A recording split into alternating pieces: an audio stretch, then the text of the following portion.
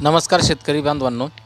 हळद पिकामध्ये जी लागलेली बुरशी आहे तर ती कुठे लागते आणि कशा पद्धतीने ती नुकसान करते यासाठी आपण हळद पिकामधून एक हळदीचा कंद या ठिकाणी काढलेला आहे. याचं पान खालच्या बाजूने वाळलेलं आहे आणि पिवळसर पडलेलं आहे. आता या ठिकाणी काय होतं आहे की हळदीमधून जो स्टंप आलेला असतो तो स्टंप आपल्याला काढायचा आणि त्या स्टंपमध्ये आपण बघू शकतो की बुरशीचा कशा पद्धतीने प्रादुर्भाव झालेला आहे. हा स्टंप आपण काढलेला आहे आणि पूर्ण तो लूज झालेला आहे. यामध्ये सड चांगल्या पद्धतीने लागलेली आहे. ज्या ठिकाणून हळदमधून जो कोंब वरती आला त्यालाच पूर्णपणे बुरशीने धरलेले आहे. तर यामुळं काय होते, पान जे आहे तर खालच्या बाजूने वाळते, पिवळसर पडते आणि कडेने वाळायला सुरुवात होते.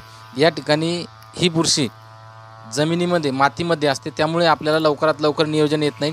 यासाठी आपल्याला हळदीचा जो कंद आहे तो बाहेर काढायचा आणि त्याचा पूर्णपणे स्टंपमध्ये काय काय क्रिया चालू आहे तर ते आपल्याला व्यवस्थितपणे बघायचं आहे. तर आपण बघू शकतो स्टंप आपण या ठिकाणी खोललेला आहे. तर पूर्ण बुरशी जी आहे तर स्टंपमध्ये आहे आणि बुरशी या स्टंपमध्ये गेल्यामुळं काय झालं की येणारा जो नवीन पोंगा आहे किंवा नवीन जो पान आहे तर ती उकलण्याची जी प्रोसेस आहे ती मंदावलेली आहे किंवा थांबलेली आहे. कारण बुरशीमुळे अन्नद्रव्याचा प्रवाह हा या ठिकाणी पूर्णपणे थांबलेला आहे. आपण नेहमी शेतकऱ्यांना योग्य ते मार्गदर्शनासाठी व्हिडिओ बनवत असतो श्री गजानन ट्रेडिंग एजन्सी लोणार येथून.